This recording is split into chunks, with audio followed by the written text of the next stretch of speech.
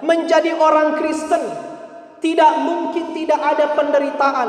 Bahkan sesetia apapun kita, setaat apapun kita, sesungguh-sungguh apapun kita beriman, tidak mungkin tidak ada penderitaan.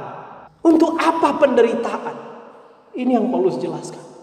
Rasul Paulus juga mengalami penderitaan. Penderitaan yang hebat. Siapakah kita boleh meminta hak istimewa di hadapan Tuhan? Tuhan, jangan kasih aku penderitaan. Tidak mungkin. Yesus pun anak Allah yang tunggal. Nabi-nabi yang setia. Rasul-rasul yang setia. Orang Kristen mula-mula yang setia pun tidak luput dari penderitaan. Untuk apa penderitaan? Saudara-saudara, kita ulang ya. Kita pernah jelaskan di sini tentang dari mana datang penderitaan. Penyebab penderitaan. Artinya kita seperti dokter. Kalau dia boleh mendiagnosa. Ini penyakit dari mana? Ini penyakit kategori apa? Tahu bagaimana cara menyembuhkannya. Tahu bagaimana cara mengobatinya. Maka mari kita mendiagnosa.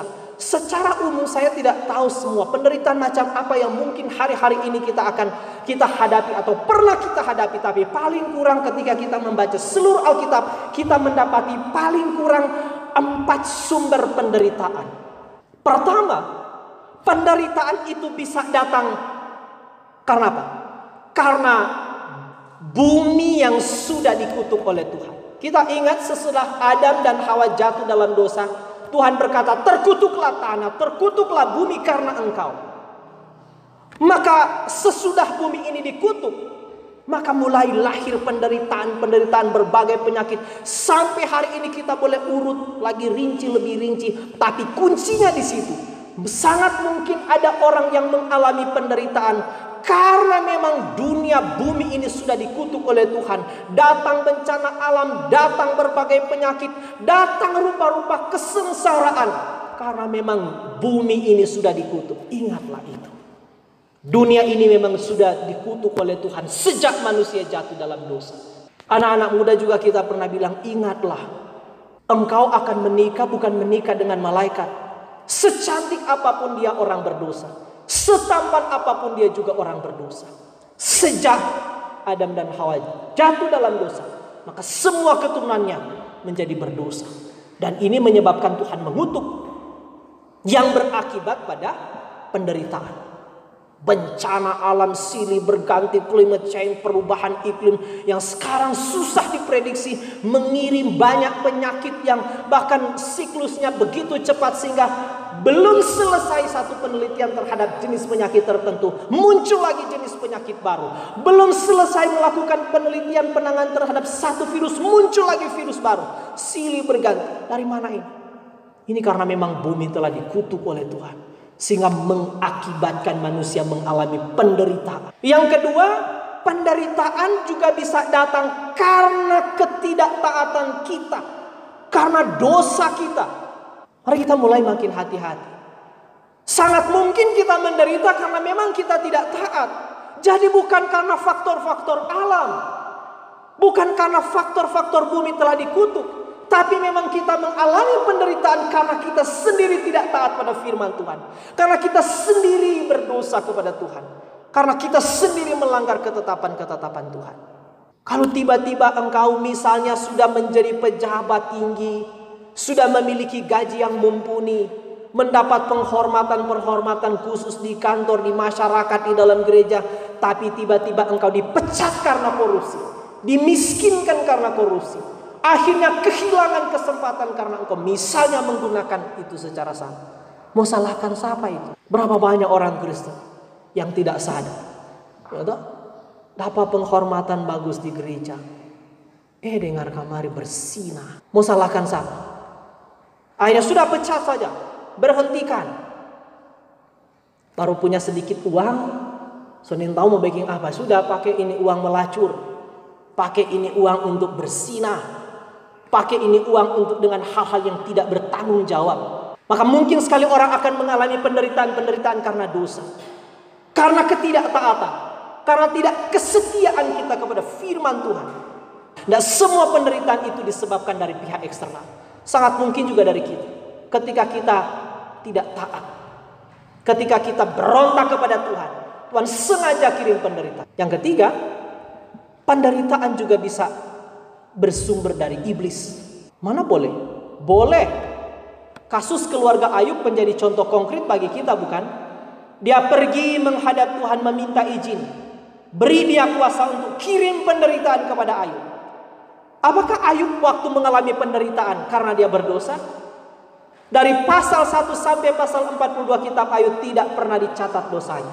Saya yakin bukan berarti Ayub tidak berdosa. Pasti dia berdosa. Hanya begitu agungnya Ayub sehingga Tuhan tidak mengizinkan dosanya dicatat. Beda dengan Daud. Begitu agung tapi Tuhan izinkan dosanya dicatat, dosa perzinahan. Tapi Ayub tak nyata. Artinya mendapat hak istimewa di hadapan Tuhan. Sekali lagi, bukan berarti dia tidak berdosa, tapi Tuhan tidak mengizinkan dosanya dicatat. Iya, tetapi dia mengalami penderitaan juga karena iblis memang sengaja merekayasa. Kirimkan penderitaan. Iblis juga boleh mengerjakan itu. Dia punya kuasa. Dan jangan kira kita merasa pintar. Saudara-saudara, iblis umur berapa sob? Dia belum pernah mati dari zaman Adam dan Hawa. Mungkin sudah lebih dari 6.000 tahun. Orang umur berapa? Bapak Yopi umur berapa? 70 berapa? Iblis umur seberapa? Ribuan tahun. Dia tahu, dia belajar segala macam strategi kelicikan untuk menjatuhkan, untuk menghancurkan kehidupan. Dan hati-hati, pelayan-pelayan khusus orang justru menjadi target pertama dari iblis. Hancurkan dulu dia kepala kan? Itu orang berusaha digempur, berusaha dihancurkan oleh iblis dengan macam-macam cara. Kalau kepalanya sudah dihancurkan sudah gampang, yang di bawah-bawahnya gampang. Maka di dalam gereja pun akan terjadi seperti itu. Kami para pendeta, kami para penatua, kami para syamas, kami pemimpin-pemimpin, kami para komisi-komisi justru menjadi sasaran empuk dari iblis untuk berusaha jatuhkan kita dengan macam-macam cara. Tapi kita bilang, orang sudah mengerti 3 sumber penderitaan. Pertama, karena bumi sudah dikutuk. Yang kedua, karena dosa ketidaktaatan sendiri. Yang ketiga, karena iblis. Jadi hati-hati. Jangan ada kata pendeta berdoa apa orang sakit. Sampai sana dia tidak tanya sakit apa. Sementara di ICU ternyata tuh bapak jak infus karena ada asam urat tinggi. Betul-betul sudah sadar, jadi memang stadium berapa DP asam urat. Mari ini pendeta lain nak tanya-tanya kata, langsung dia berdoa. Bapa di dalam surga, kami tengking iblis di dalam Bapa ini. Kita bilang iblis le protes. Pisoele dia tuh golojo, kita tunggu tengking. Maksudnya begitu dan jangan semua pakai joka tuh ndak semua tuh penderitaan karena iblis. Yo toh karena orang pesalah mar iblis terus tuh dapat tengking. Orang tuh golojo mau salahkan iblis toh. Karena ndak hati-hati makan, yo toh. So bilang tuh berikan kami makanan kami yang secukupnya. Tapi orang kan ndak pakai itu. Maka berhati-hati. Iblis juga berusaha menghancurkan gereja. Iblis berusaha menghancurkan orang-orang yang justru makin kita dekat kepada Tuhan, makin besar kekuatan yang dia kirim untuk menghancurkan kita. Yang keempat, penderitaan itu juga bisa datang dari Tuhan. Masa boleh? Boleh. Tuhan izinkan penderitaan terjadi. Kenapa harus ada penderitaan? Seperti emas, saudara-saudara. Bagaimana tahu ini emas imitasi atau ini emas murni? Bakar dia. Butuh api yang mungkin panasnya sampai 800 derajat Celcius untuk membuktikan ini emas murni. Atau ini emas ternyata imitasi. Ternyata di luar emas kelihatan, tapi di dalam kotak cuma timah. Dilabur dan dibungkus dengan emas. Baru di api baru ketahuan. Begitu besi. Harus dipukul. Harus dibakar untuk menjadi pisau atau pedang. Dia dari besi yang tidak berbentuk. Dari baja yang tidak berbentuk. Dipukul, dibakar, dipukul, dibakar, dikikis, dipukul, dibakar, dikikis, dipukul, dibakar, dikikis. Barulah jadi pedang atau pisau yang baik. Demikianlah kehidupan kita. Maka sesetia apapun kita, setaat apapun kita, tidak mungkin tidak ada penderitaan. Penderitaan harus datang. Penderitaan harus datang. Maka setelah kita mengerti sumber-sumber penderitaan, kita tahu bagaimana mengatasinya. Kalau misalnya kita diberi kepekaan ini, kita akan makin menjadi orang yang bijaksana. Kalau kita tahu penderitaan itu misalnya datang karena bumi memang sudah dikutuk oleh Tuhan, ya sudah, tidak usah banyak ngomel. Ini memang semua orang akan mengalaminya, faktor-faktor alamiah, bukan? Orang bisa menderita karena faktor-faktor alamiah. Orang boleh mengalami itu, orang juga. Kita menderita karena kehilangan orang yang kita kasihi, kehilangan suami, kehilangan anak, kehilangan istri, kehilangan orang tua. Orang lain juga boleh mengalami itu. Ini faktor-faktor alamiah. Kita hanya perlu berdoa meminta kekuatan dari Tuhan. Jangan meminta Tuhan memberi kita kemudahan. Ini cara berpikir yang jauh lebih benar. Kadang-kadang orang justru minta kemudahan dari Tuhan. Saya punya prinsip beda. Jangan meminta kemudahan dari Tuhan. Mintalah kekuatan dari Tuhan untuk menghadapi penderitaan. Jangan minta kemudahan dari Tuhan, tapi mintalah kekuatan dari Tuhan. Supaya kita boleh berdiri teguh menghadapi kesulitan-kesulitan hidup. Jangan minta Tuhan usir kesulitan itu. Biar saja kalau memang Tuhan menghendaki kesulitan harus datang, biar dia datang. Tapi yang orang perlu minta adalah kekuatan dari Tuhan. Tidak boleh meminta jadi anak manja di hadapan Tuhan. Termasuk kita bilang orang-orang tua. Jangan persiapkan anak-anak kita dengan cara memanjakan mereka. Anak-anak yang bertumbuh dalam kemanjaan justru menjadi anak-anak yang sangat tidak produktif di masa yang akan datang. Tapi izinkan anak-anak kita juga dilatih melewati kesulitan. Apa-apa orang overprotect, bahaya. Justru mematikan kreativitas, mematikan kemampuan dan semangat juang dari anak-anak kita. Latih anak-anak kita mengalami kesulitan dan penderitaan. Kalau orang terlalu manja anak dari kecil, akhirnya sampai besar sedang dengar kuda kentut, dia pingsan.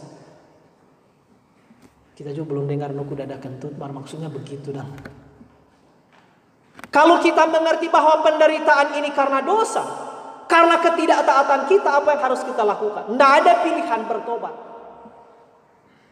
Jadi kalau kita tahu penderitaan itu karena faktor alamiah, karena memang faktor Tuhan telah mengutuk bumi ini, kita minta kekuatan dari Tuhan untuk menghadapinya, untuk berdiri teguh.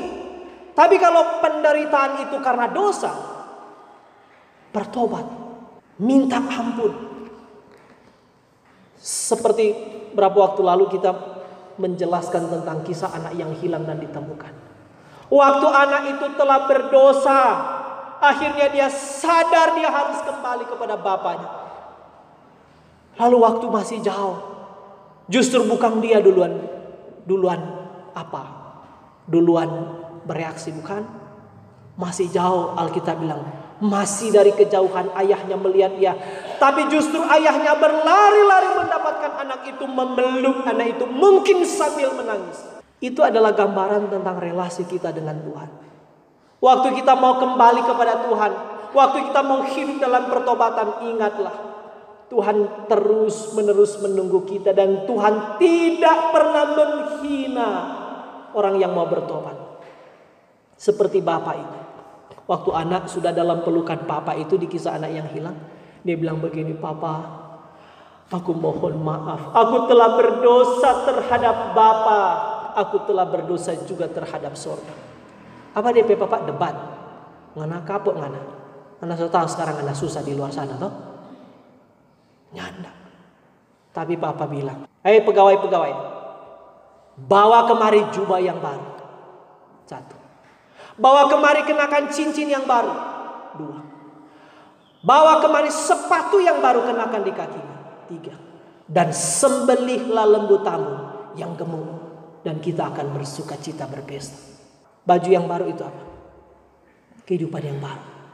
Tanggalkan jubah, tanggalkan keberdosaan. Aku akan memberi jaminan hidup yang baru. Orang-orang yang kembali kepada Tuhan setelah sadar dia berdosa, Tuhan tidak akan membuang dia. Tuhan tidak menghina orang-orang yang mengaku dosa. Tuhan tidak akan menghina orang-orang yang datang bersembah sujud meminta ampun kepada Tuhan. Tapi Tuhan berikan dia jubah yang baru, kehidupan yang baru. Yang kedua, Tuhan bilang kenakan cincin di jarinya. Cincin, saudara-saudara, adalah tanda status, ikatan perjanjian. Kalau orang mau kawin, pakai cincin bukan? Aku memberikan cincin ini sebagai tanda cinta kasihku. Aku memberikan cincin ini sebagai ikatan cinta kasih kita.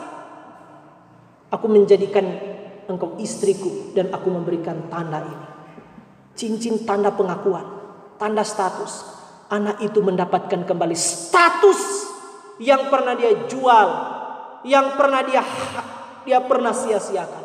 Tapi waktu dia kembali, waktu dia bilang, "Papa, bahkan aku tidak layak disebutkan anak Bapak sekarang. Biarpun Papa jadikan aku pekerja, orang upahan di rumah Papa." Tapi Papa bilang, "Nah, engkau tetap anakku. Aku berikan kembali cincin ini." Ada pengakuan, ada pemulihan hak, ada pemulihan status. Itu yang Tuhan berikan kepada orang berdosa yang kembali pada Dia. Amin. Tuhan tidak pernah menghina orang berdosa yang mau kembali kepada Dia. Justru Tuhan menghina orang-orang yang merasa diri tidak berdosa. Yang ketiga, Tuhan bilang kenakan sepatu yang baru. Sepatu itu apa? Kenakan di kaki. Sepatu itu apa? Taruh di kaki. Maka orang-orang yang kembali kepada Bapa di sorga, arah hidupnya, langkah kakinya, perjalanannya dibaharui. Itu simbol pemberian sepatu.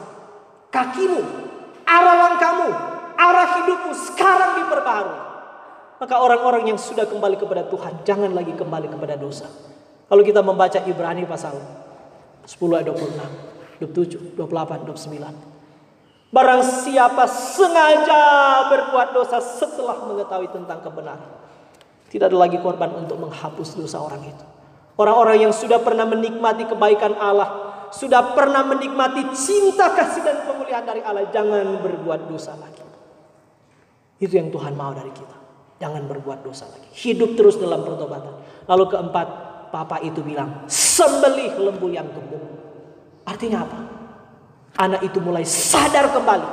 Dulu saya menderita kelaparan. Dulu saya terlantar. Dulu saya terbiar di sana. Bahkan saya hampir makan makanan babi. Tapi ternyata di rumah Bapakku ada kelimpahan. Ini yang Yesus pernah bilang. Mari ikut aku. Orang-orang yang mengikut aku akan kuberi hidup, bahkan hidup berkelimpahan. Itu yang Tuhan janjikan. Orang-orang yang kembali kepada Tuhan dari keberdosaannya tidak dibuang oleh Tuhan, tapi dijamin kehidupan. Tapi kalau penderitaan itu datang dari Tuhan, bagaimana? Tuhan tidak pernah mengirim penderitaan untuk menghancurkan kita. Kadang-kadang Tuhan izinkan mengirim penderitaan untuk menguji kemurnian kita. Untuk menguji sejauh mana kesungguhan kita beriman kepada Dia. Apakah kita hanya beriman dengan setiap waktu kita mengalami kemudahan, waktu kita mengalami kesenangan, waktu kita menikmati kelimpahan hidup? Ataukah kita tetap setia beriman waktu kita mengalami kesusahan, waktu kita mengalami pergumulan, waktu doa-doa kita tidak dijawab? Maka itu Paulus bilang, kami mengalami penderitaan yang hebat. Tapi di dalam penderitaan itu dia bilang, aku tetap bersyukur. Karena apa? Dia bilang di dalam Allah. Orang-orang yang setia kepada Allah di dalam Yesus Kristus menjamin penghiburan yang sejati. Jangan cari penghiburan di luar Kristus. Penghiburan yang sejati hanya ada dalam Kristus. Justru berbahagialah orang-orang Kristen yang selama di dunia ini pernah meneteskan air mata karena iman. Berbahagialah orang-orang yang pernah meneteskan air mata karena ketaatan. Mereka akan mendapatkan penghiburan yang berlimpah-limpah dari surga. Tapi bagaimana orang boleh mengharapkan penghiburan yang limpah-limpah dari surga kalau kita tidak pernah mengalami penderitaan? Kalau kita tidak pernah menangis untuk Tuhan? Kalau kita tidak pernah menangis untuk dosa-dosa kita? Karena kita tidak pernah menangis untuk dosa orang lain? Kalau kita tidak pernah melihat orang lain yang bergumul, kita tidak mungkin mendapat penghiburan yang sejati.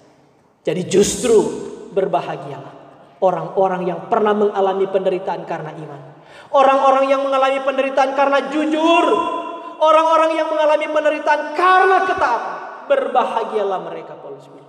Mereka akan mendapat penghiburan yang berlimpah-limpah dari Yesus Kristus. Justru orang-orang yang pernah berair mata di dalam Kristus, dia akan menikmati mata air yang limpah-limpah di dalam Kristus juga. Tapi orang-orang yang tidak pernah berair mata di dalam iman kepada Kristus, justru orang-orang itu tidak pernah mengerti, tidak akan pernah mengalami apa arti penghiburan yang sejati. Maka di dalam menghadapi penderitaan, paling kurang apa yang Paulus bilang? Satu, tetap memelihara hubungan intim dengan Tuhan. Tetap jaga iman kepada Yesus Kristus. Yang kedua, hendaklah kita juga saling mendoakan. Itu kalimat-kalimat terakhir. Kami mendapat kekuatan, mendapat penghiburan juga karena doa-doa kami. Mari kita saling mendoakan. Doa-doa kita jangan doa-doa yang egois. Saling mendoakan, saling mendoakan, saling mendoakan, saling mendoakan satu dengan yang lain. Itu sebabnya format doa yang diajarkan oleh Yesus Kristus adalah bukan Bapa saya yang di sorga, tapi Bapa kami yang di sorga. Artinya sambil kita membangun hubungan ke atas dengan Tuhan, Tuhan mengingatkan kita membangun hubungan dengan sesama kita. Jadi bukan Bapa saya, bukan Bapakku, tapi Bapa kita, Bapa kami mengingatkan kita untuk juga berdoa untuk kepentingan orang lain. Berikanlah kepadaku makananku yang secukupnya. Nyata. Berikanlah kepada kami makanan kami. Ingatlah untuk mendoakan orang lain. Pernahkah kita dalam doa-doa pribadi mengingat orang lain? Pernahkah kita dalam doa-doa pribadi mengingat kesusahan orang lain? Pernahkah dalam doa-doa pribadi kita mengingat kesusahan penderitaan orang-orang lain? Pernahkah kita juga mendoakan hamba-hamba Tuhan? Anda tahu. Mari kita kembali kepada prinsip-prinsip kitab suci. Kenapa harus ada penderitaan? Jawabannya adalah tanpa penderitaan tidak ada iman sejati. Amin.